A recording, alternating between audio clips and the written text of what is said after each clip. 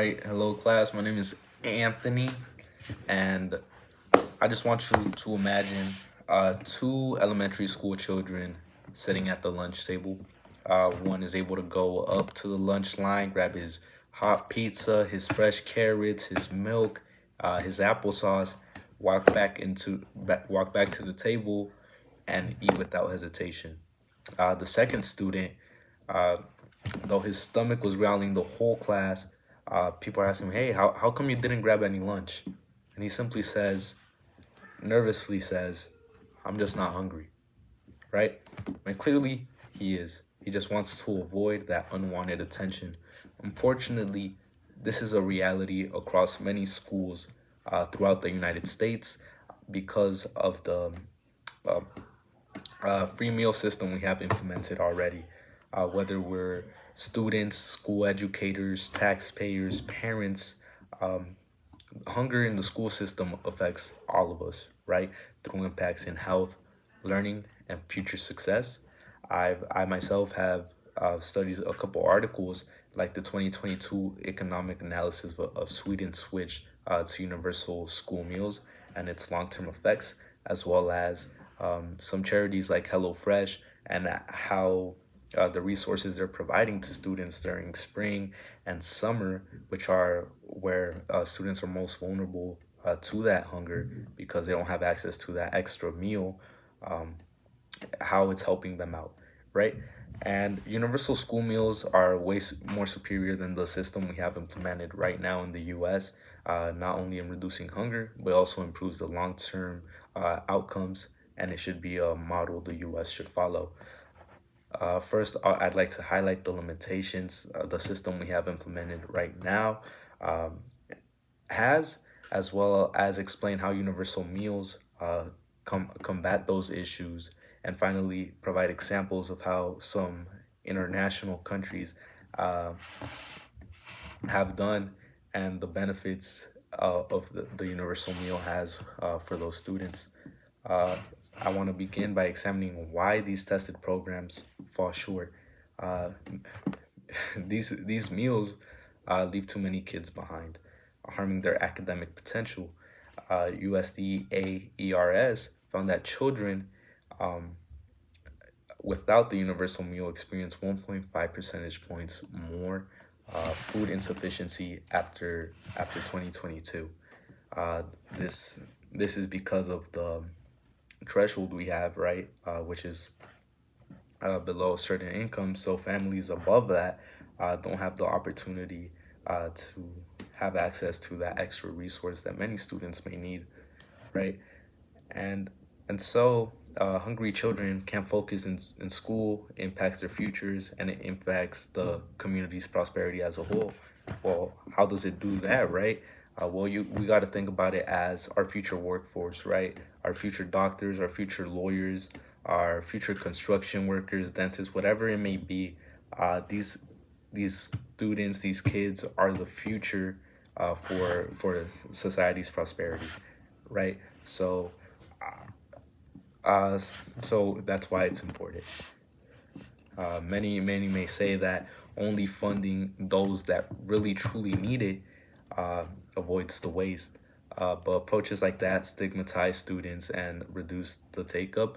And universal programs eliminate that stigma and serve every children equally. These test models, the test models we have right now, creates gaps and stigma, and it fails to support all students who may need that help. Now, I want to transition to how universal free meals provide a more effective alternative. Universal programs remove that barrier and that stigma and deliver benefits to all. All students receive free nutritionally balanced lunches without um, income being a problem, right?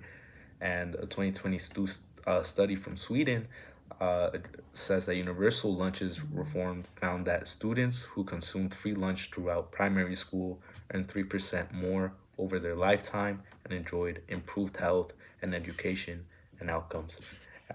Many may say, what, that 3% doesn't seem like much, but we also got to think about it. That 3% is what separates a C from a B student, a B from an A student. and so on. So that 3% really is very significant, especially when it it's a big group of study, right? The model can be funded via federal state budgets, right? And streamlining administrations and eliminating the test programs we have already. Um, uh, Many research links these universal programs to increase participation, lower food insecurity, and reduce stigma and enhance nutritional intakes for students. Critics may say that universal meals are too costly, but the Swedish data shows that long-term return, including improved earning and health, that offsets that initial investment. So these universal free meals are justified not only because they're more inclusive for all students, but because it's a financially smart decision as well. Uh, Basically, you get your return in that long run, right, back into society because you're helping these students grow, which again, are future workforce.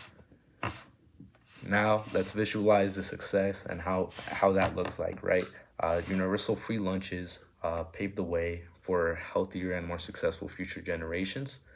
Without that action, continuing with the programs we have already established, uh, stab,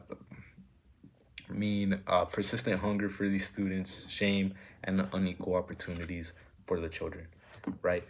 So again, imagine schools where every child eats together.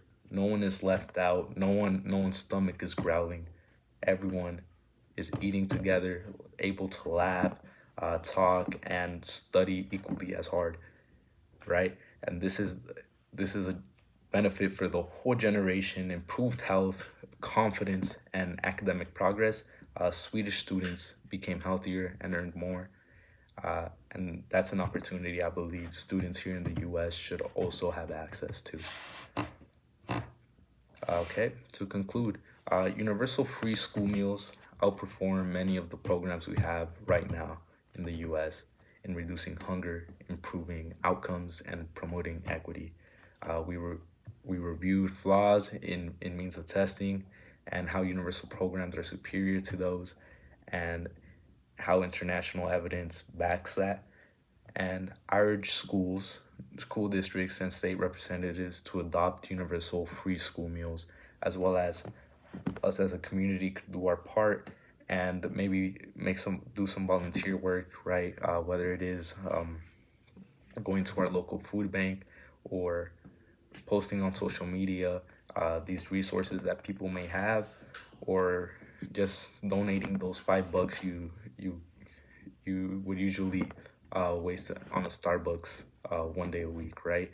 There's many ways people could help these students, right? It doesn't necessarily have to start with the government. It could start with one person. It could start with that vision, with those $2, $5, whatever it may be, whatever you're able to give.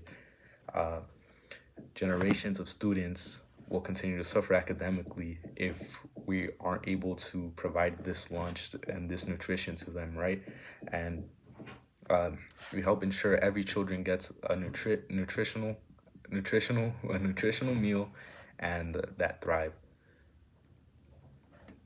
From Sweden to our own communities, the message is clear. When every child eats, we all rise. Let's give the generation that chooses equity one lunch. Let's be the generation that chooses equity one lunch at a time. Thank you for listening. I know what's it called. I looked a little too much in my notes, and that's what I'm trying to work on. I think I did good in the beginning. A little stumbled a bit towards the end, but we still have a day or two to practice. But thank you for listening, and hopefully, I was able to impact some people, or maybe tomorrow once the actual speech is due. But yeah, good luck everyone. Thank you for listening. Have a great rest of your night.